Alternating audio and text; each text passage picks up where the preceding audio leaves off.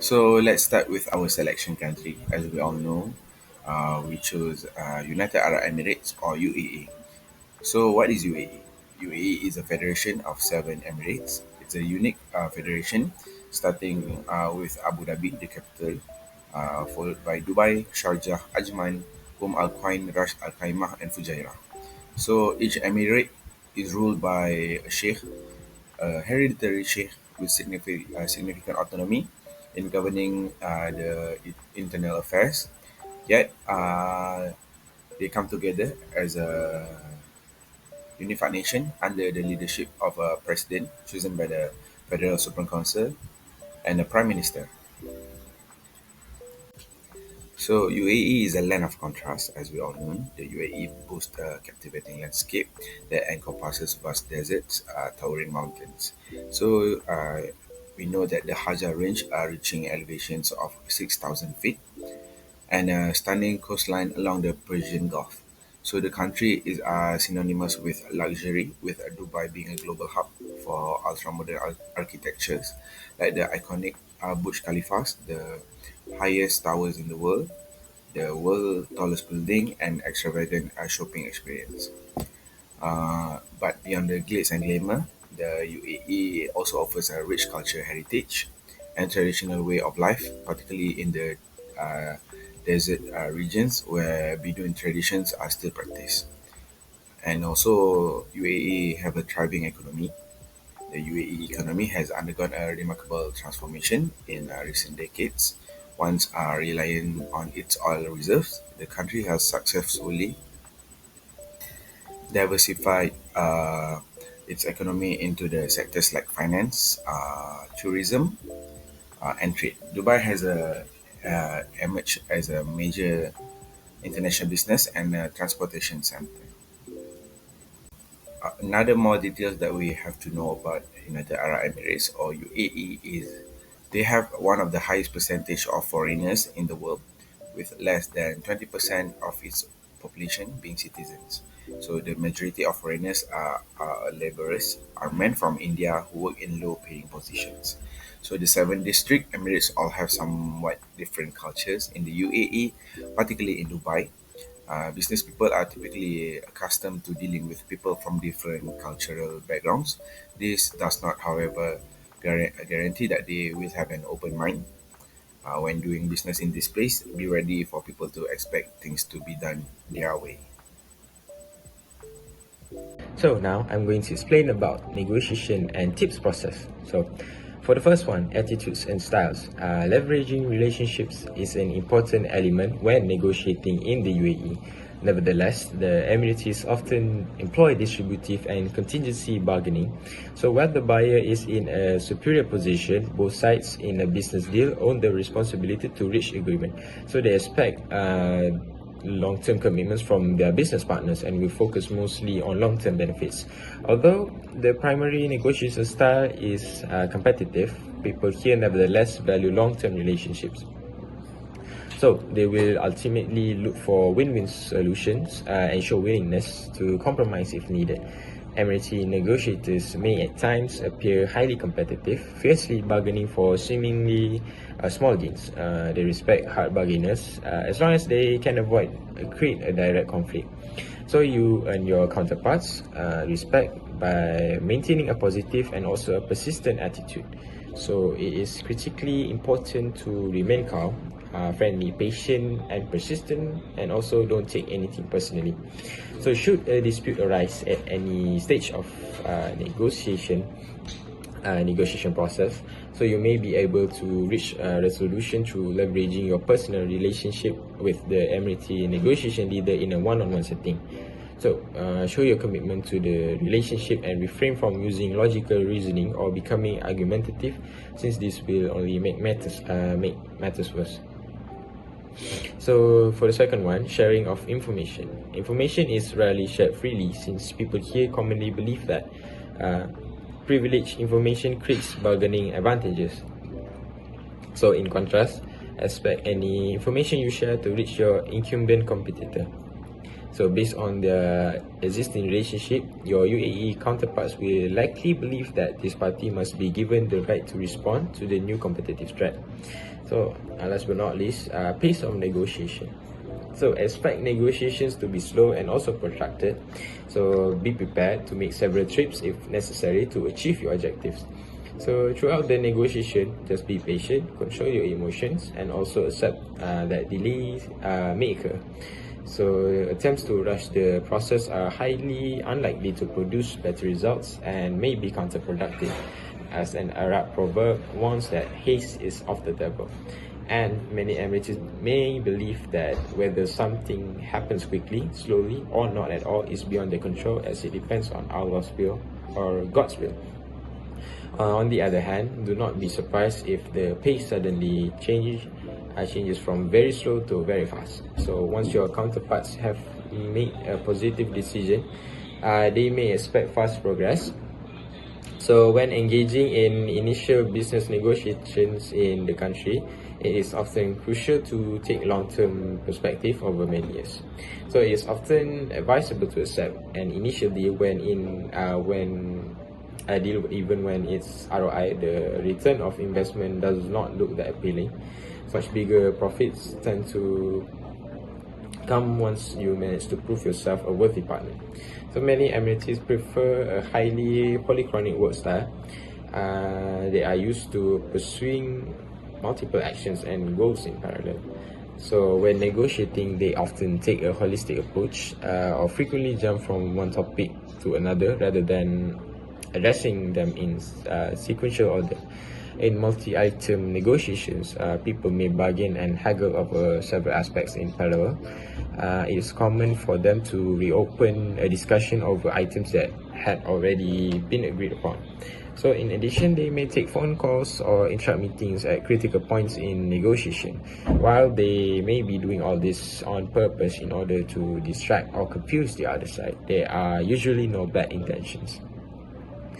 So negotiators from strongly monochronic cultures such as German, the UK, or even the United States could find this confusing, irritating, even track of the bargaining progress at all times, often emphasizing areas where agreement already exists. So repeating your points, your main points, conveys seriousness and build trust. So if your counterparts appear to be stalling the negotiation, assess carefully whether they are slowing down the process, indicates that they are evaluating alternatives or that they are not interested in doing business with you. But in most cases, though, this behavior indicates an attempt to create time pressure in order to obtain concessions. And for the next part is the bargaining behavior of the people in UAE and tips on how to counter the bargain. Business people in the UAE are usually shrewd negotiators who should never be underestimated. Most of them truly enjoy bargaining and haggling. They expect to do a lot of it during a negotiation and may be seriously offended if you refuse to play along. In addition, they may expect flexibility on your side. So avoid coming with overly narrow expectations of how a deal might be reached. The bargaining stage of a negotiation can be very extensive. Prices often move more than 50% between initial offers and final agreement. So leave yourself a lot of room for a concession at many different stages. Ask the other side to reciprocate if you make one, but never make them look like the losers in the exchange. It is not advisable to make significant early concession since your counterpart expect further compromises as the bargaining continues. You can use the fact that aspect can be revisited to your advantage. For instance, by offering further concession under the condition that the other side reciprocate in areas that had already been agreed upon. There are 4 techniques that are being used by the people of UAE in bargaining. First one, it is called deceptive technique.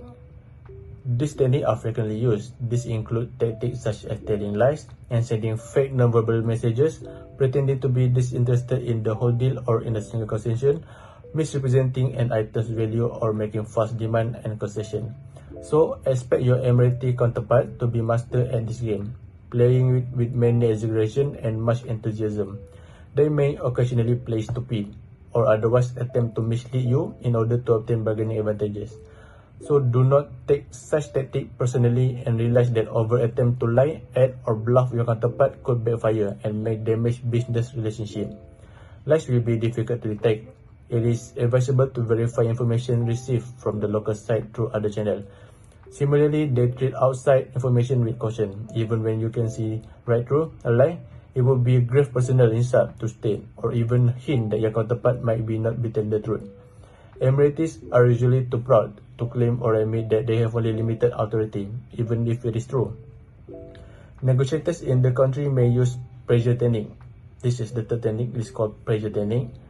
This includes making final offers or nibbling. Negotiators in the UAE may employ various pressure techniques to gain an advantage. Among these techniques are making final offers or engaging in nibbling, which involve making small additional requests after the main deal is agreed upon. It is common for Emirati negotiators to present final offers multiple times throughout the negotiation process. These offers are rarely truly final and are often used as a tactic to get your response and willingness to concede. It is advisable to avoid certain tactics such as applying time pressure, starting with your best offer, or making offers that expire. Emeritus could interpret this action as sign that you are not genuinely interested in building a long-term relationship. Such tactic can make you appear inflexible and might lead them to terminate the negotiation altogether. So, using silence strategically can be an effective way to signal your rejection of a proposal without explicitly stating it. The subtle approach allows you to maintain a respectful and non-confrontational stance, which is crucial in preserving relationship and continuing negotiations on amicable terms. And the third technique, it is called an open or aggressive technique. Emirati negotiators avoid openly aggressive or adversarial technique, but may use more subtle version. Making an extreme opening offer is a standard practice to start the bargaining process. Negotiators may also make indirect threats and warning or subtly display anger. Use this tactic with caution yourself, since they could adversely affect the relationship if employed too aggressively. Do not walk out or threaten to do so, as your counterpart may take this as a personal insult. And the last technique is called emotional technique. Emotional negotiation techniques such as attitudinal bargaining, sending dual messages, attempting to make you feel guilty, grimacing, or appealing to personal relationship are frequent and can be effective. Be cautious not to cause loss of face when employing any of them yourself. Also note that Emiratis can become quite emotional during fierce bargaining, so it is best to remain calm. Defensive tactics such as blocking, distracting or changing the subject, asking probing or very direct questions, or making promises can also be frequent.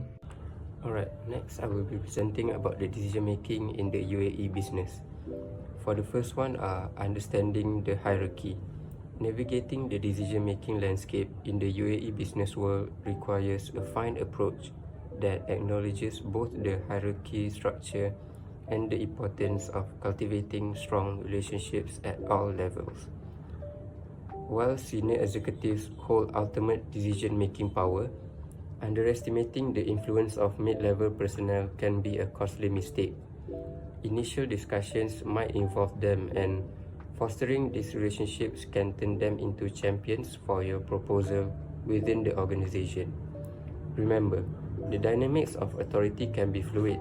Someone who seems empowered today might require further approvals tomorrow. Be prepared to present your case to various stakeholders at different levels throughout the process, and maintain a flexible approach. The decision-making process itself, just like I said, can be slow and deliberate, prioritizing the best interests of the group or organization over individual gain. This means tailoring your proposal to address the company's unique challenges and framing data in a way that resonates with their priorities. Facts and figures hold less weight than building trust and rapport. Personal feelings and past experiences are significant factors, so invest time in getting to know your counterparts outside of formal negotiations. By understanding this cultural nuance, you can effectively navigate the hierarchy structure, build trust across all levels, and present a compelling proposal that addresses the specific needs of the organization.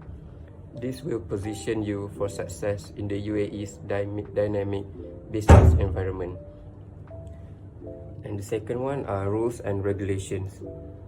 When making decisions, Emirati business people may not rely much on rules or laws. Unlike some cultures that prioritize rigid rules and legal precedents, Emirati decision-making leans towards a more situational approach.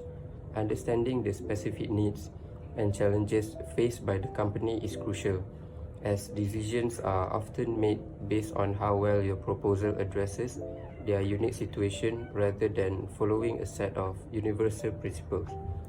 Additionally, trust and personal connections hold significant weight. Emirati business people might be hesitant to embrace ventures perceived as risky. To gain their support, anticipate these concerns and present strategies to mitigate potential risks. Highlighting the potential rewards and showcasing successful case studies of similar projects can help them feel more comfortable with your proposition. Ultimately, by fostering a strong relationship built on trust and a deep understanding of their specific needs, you'll be better positioned to navigate their decision-making process and achieve success. For the last one are long-term relationship. When it comes to securing deals in the UAE, Emirati business people value the creation of long-term partnerships over one-off transactions. This shift in focus requires a strategy that goes beyond simply closing the initial deal. Instead, prioritize building a strong foundation of trust and mutual respect with your counterparts. By fostering a collaborative environment and demonstrating a genuine interest in their long-term success, you can create a win-win scenario for your company and the UAE business people. Be prepared to compromise and find solutions that will benefit both parties. Highlight the long-term value proposition for the UAE company and showcasing how your partnership can contribute to their sustained growth and profitability. Remember, actions always speaks louder than words. Throughout the negotiation process and beyond, consistently deliver on your promises and demonstrate unwavering reliability. This commitment to building trust through action will solidify your partnership and pave the way for future collaborations. But always remember, demonstrating patience and respect throughout the negotiation process is a win-win. It prevents any cultural missteps and fosters a collaborative atmosphere. This positive environment increases your odds of achieving a successful deal and laying the groundwork for a long-term partnership. That's all from me. Okay, now I will be discussing the communication style in the UAE, focusing on both verbal and non-verbal aspects and how this impact negotiation outcomes.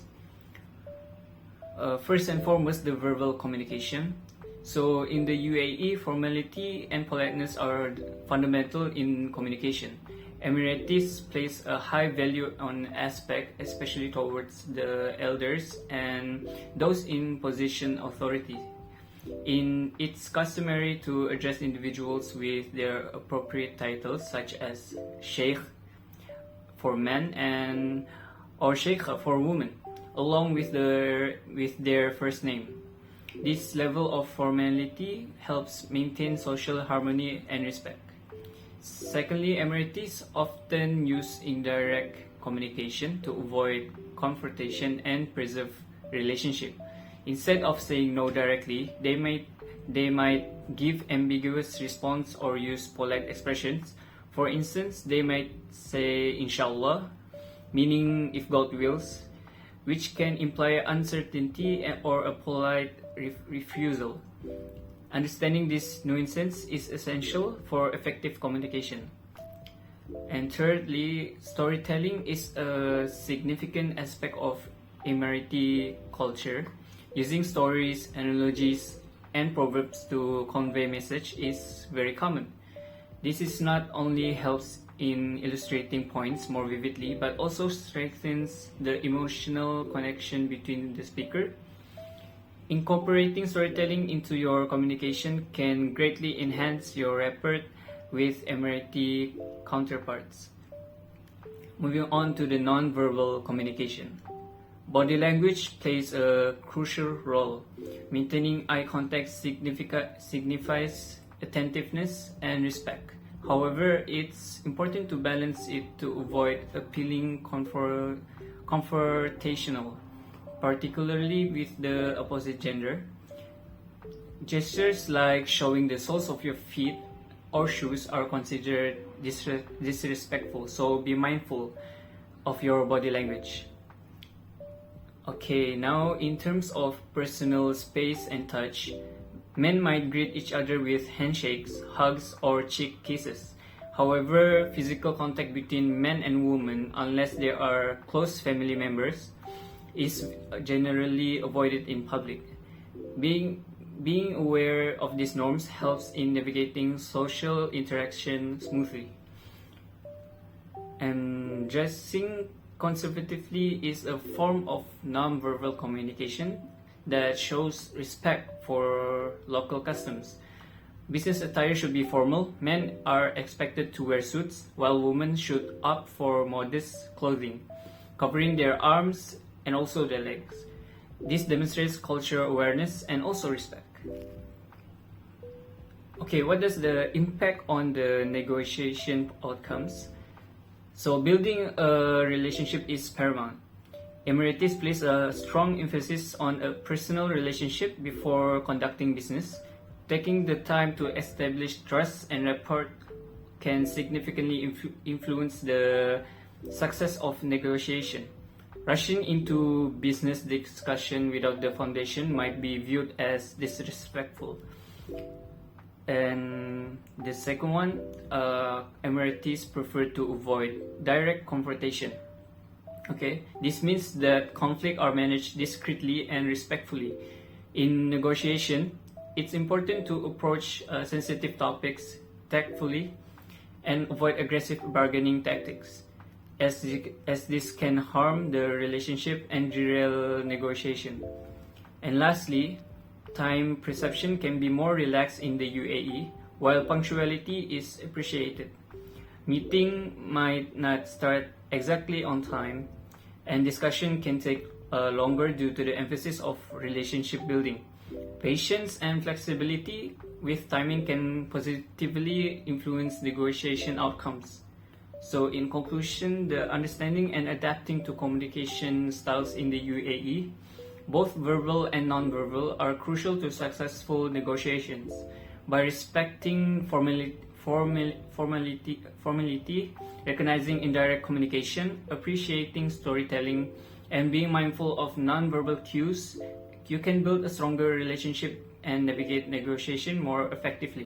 In this segment, I'll discuss conflict management strategies within the cultural context of the UAE and how cultural values influence conflict resolution approaches. Okay, strategy for managing conflicts. First one, in the UAE, conflicts are often managed indirectly to avoid confrontation and preserve harmony. Instead of addressing issues head-on, Emiratis may use intermediaries to resolve disputes. This method helps to save face and maintain good relationship. Second one, emphasis on the relationship. Preserving personal and professional relationship is paramount. Emiratis often prioritize long-term relationship over short-term gains. Therefore, conflict resolution focuses on maintaining and restoring relationship rather than simply resolving the issue. Moving on, the patient is crucial in conflict management. Emiratis may take their time to deliberate and consider all aspects of a conflict before reaching a resolution. This careful and thoughtful approach ensures that decisions are well considered and especially and acceptable to all parties involved. Lastly, respect and honor play significant roles in conflict resolution. Ensuring that all parties feel respected and their honor is maintained is essential. This can involve giving and receiving apologies gracefully and acknowledging the other party's perspective. Now we're done with that. We will be moving on to the culture values influencing conflict resolution. So, the UAE is a collectivist society where group harmony and social cohesion are valued over individual desire. This cultural trait means that conflict resolution often involves considering the impact on the wider community and striving for resolution and striving for solution that benefit the group as a whole. And in high context culture like the UAE, much of the communication is implicit, relying on nonverbal cues and the context of the conversation. This influences conflict resolution as party may need to read between the lines and understand underlying message to address the root of the cause of this conflict. And the third one, the hierarchy nature of Emirati society means that difference to authority figure is common. In conflicts, individual may seek the guidance and intervention of senior or authority figures, respecting the decision and advise how to proceed. And lastly, the most important part is Islamic principle heavily influence conflict management in the UAE. Values such as forgiveness, compassion, and justice play a crucial role. Conflict resolution often involves seeking a fair and just outcome that aligns with these religious principles, emphasizing reconciliation and forgiveness. Okay, managing the conflicts in the UAE requires an understanding of the cultural context and values that shape resolution approaches. By utilizing indirect methods, prioritizing relationship, and adhering to culture and religious values, conflicts can be resolved in a manner that maintains harmony and respect among all parties involved. Okay. So the conclusion and a reflection that we can get from United Arab Emirates is UAE is a land of captivating contrast, like I said just now, where ancient traditions coexist with cutting edge modernity. So it's a place that beckons visitors to explore its vibrant cities, breathtaking landscapes, and rich cultural tapestry.